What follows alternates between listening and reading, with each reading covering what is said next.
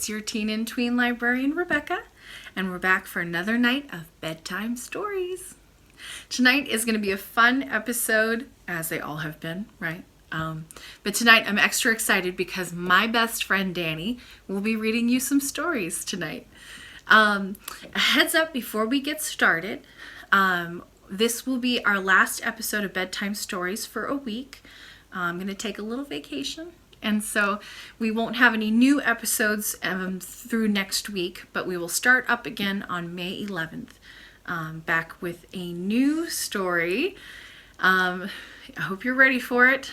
It is Journey to the Center of the Earth by Jules Verne. It's going to be fun, action-packed, and glaringly spitting in the face of science. Should be good, though.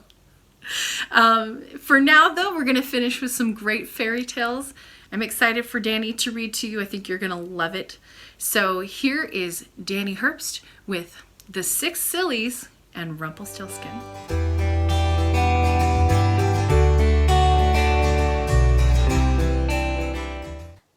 Hi, West Lynn. My name is Danny, and I will be reading you a story. This is called The Six Sillies, and it is by Andrew Lang. It is from his second fairy book called The Red Fairy Book. I hope you enjoy. The Six Sillies by Andrew Lang. Once upon a time, there was a young girl who reached the age of 37 without ever having had a lover, for she was so foolish that no one wanted to marry her. One day, however, a young man arrived to pay his addresses to her, and her mother, beaming with joy, sent her daughter down to the cellar to draw a jug of beer. As the girl never came back, the mother went down to see what had become of her, and found her sitting on the stairs, her head in her hands, while by her side the beer was running all over the floor, as she'd forgotten to close the tap. "What are you doing there?" asked the mother. "Well, I was thinking what I shall call my first child after I'm married to that young man. All the names in the calendar are taken already." Well, the mother sat down on the staircase beside her daughter and said, "I will think about it with you, my dear." The father, who'd stayed upstairs with the young man, was surprised that neither his wife nor his daughter came back, and in his turn went down to look for them.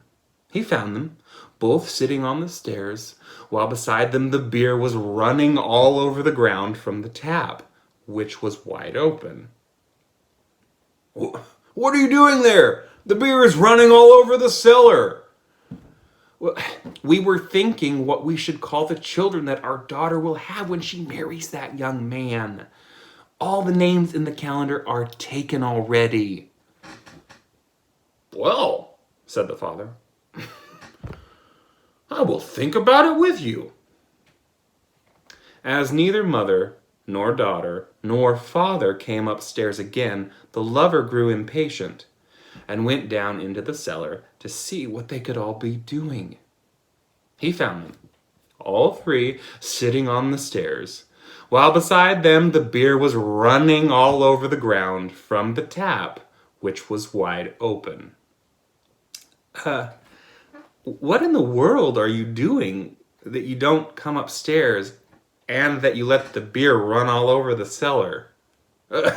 "Yes, I know, my boy," said the father, "but if you marry our daughter, what shall you call your children? All the names in the calendar are taken." When the young man heard this answer, he replied, "Well, goodbye. I'm going away. When I shall have found 3 people sillier than you, I'll come back and marry your daughter." Okay. So he continued his journey, and after walking a long way, he reached an orchard. Then he saw some people knocking down walnuts and trying to throw them into a cart with a fork. "What are you doing there?" he asked. Well, we want to load the cart with our walnuts, but we can't manage to do it. The lover advised them to get a basket to put the walnuts in and then turn them into the cart. Well, he said to himself, I have already found someone more foolish than those three. So he went on his way, and by he came to a wood. There he saw a man who wanted to give his pig some acorns to eat, and was trying with all his might to make him climb up an oak tree. What are you doing, my good man? He asked. I want to make my pig eat some acorns, and I can't get him to go up the tree. If you were to climb up the tree and shake down the acorns, the pig would pick them up. I never thought of that! Here's the second idiot, said the lover to himself. Some way, farther along the road, he came upon a man who had never worn any trousers, and who was trying to put on a pair. So he had fastened them to a tree and was jumping with all his might up into the air so that he could hit the two legs of the trousers as he came down.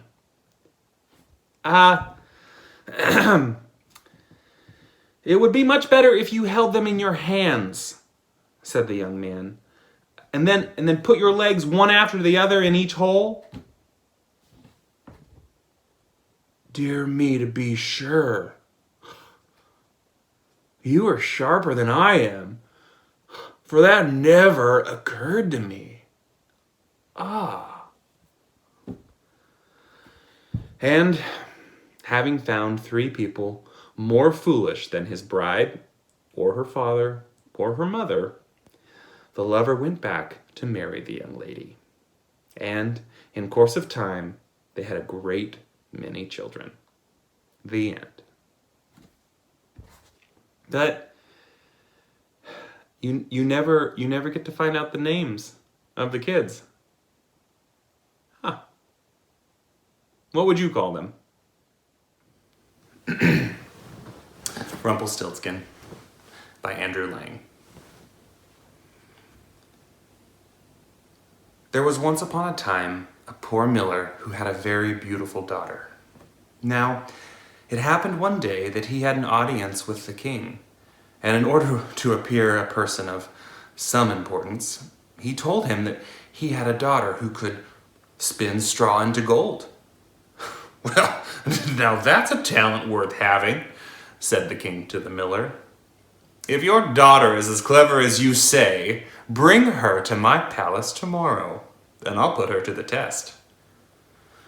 Well, when the girl was brought to him, he led her into a room full of straw, gave her a spinning wheel and a spindle, and said, Now, set to work and spin all night till early dawn, and if by that time you haven't spun the straw into gold, well, you shall die.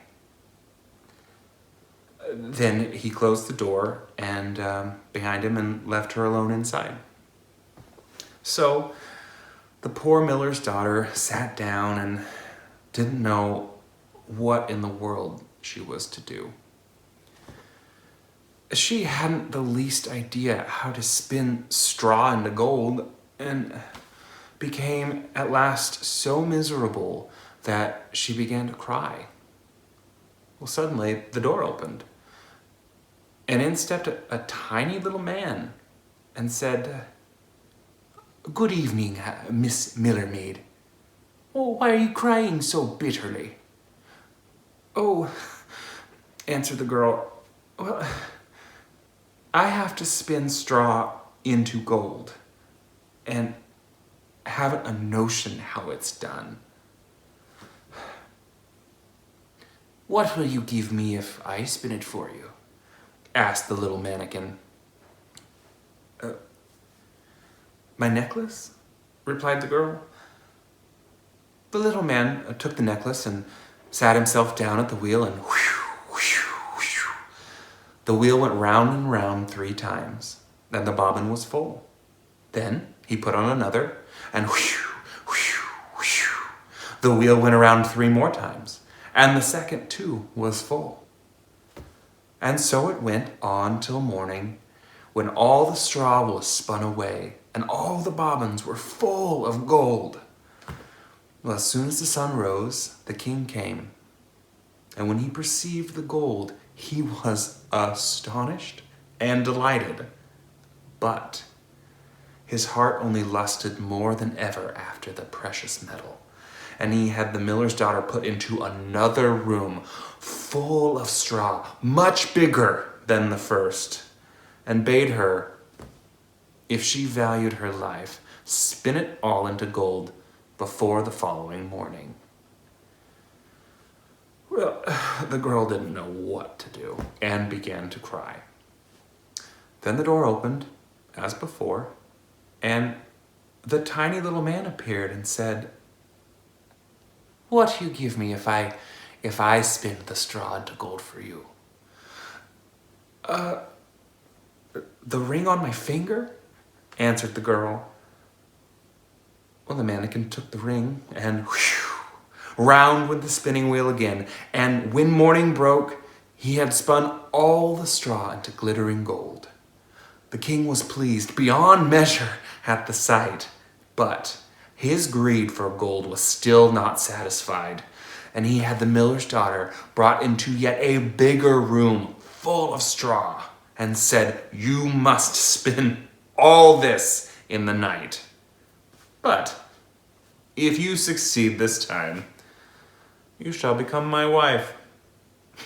She's only a miller's daughter, that's true, but I couldn't find a richer wife if I would have searched the whole world over. When the girl was alone, and the little man appeared for the 3rd time and said, "What you give me if I spin the straw for you once again?" I have nothing more to give," answered the girl. "Then promise me when you are queen to give me your first child." Oh, well, I mean, who knows what might happen before then, thought the miller's daughter, and besides, she saw no other way out of it. So she promised the mannequin what he demanded, and he set to work once more and spun the straw into gold. When the king came in the following morning and found everything he had desired, he straightway made her his wife, and the miller's daughter became a queen. When a year had passed, a beautiful son was born to her, and she thought no more of the little man, till all of a sudden one day he stepped into her room and said, "Now, give me what you promised." Well, the queen was in a great state and offered the little man all of the riches in her kingdom if he would only leave her the child. But the mannequin said, "No, a living creature is dearer to me than all the treasures in the world." Well, then the queen began to cry and sob so bitterly that the little man was sorry for her and said, "All right, I'll give you 3 days to guess my name, and if you find it out in that time, you may keep the child." Then the queen pondered the whole night over all the names she had ever heard, and sent a messenger to scour the land and to pick up far and near any names he could come across. When the little man arrived on the following day, she began with Casper, Melchior, Belshazzar. All of the names she knew, in a string, but at each one the mannequin called out, "That's not my name." The next day, she sent to inquire the names of all of the people in the neighborhood and had a long list of the most uncommon and extraordinary for the little man when he made his appearance. Is your name perhaps Sheepshanks? Crookshanks? Spindleshanks? But he always replied, "That's not my name." On the third day, the messenger returned and announced, "I have not been able to find any new names, but I came upon a high hill around the corner of the wood, where the foxes and the hares bid each other a good night. Well, I saw this little house, and in front of the house burned a fire, and around the fire sprang the most grotesque little man, hopping on one leg and crying, 'Tomorrow I brew, today I bake, and then the child away I'll take. For little deems my royal dame that Rumpelstiltskin is my name.'" Well, you can imagine the queen's delight at hearing the name. And when the little man stepped in shortly afterwards and asked, "Now, my lady, what's my name?" She asked first, "Is your name Conrad?" "No." "Is your name Harry?" "No." "Is your name perhaps Rumpelstiltskin?" "Some demon has told that to you! Some demon has told you that!" screamed the little man, and in his rage drove his right foot so far into the ground that it sank up to his waist. Then, in a passion, he seized the left foot and with both hands tore himself in two. Well, that is the end. That is a violent ending of that book. Wow. Okay. Well, sweet dreams. Thank you for joining us for another episode of Bedtime Stories. Make sure you never miss an episode by subscribing to the library's YouTube channel. You can also find out what's happening at the library by visiting us on Facebook, Twitter, or Instagram. Or you can always just go to the library's website. I hope to see you again for the next episode of Bedtime Stories, but until then, be well and sleep well.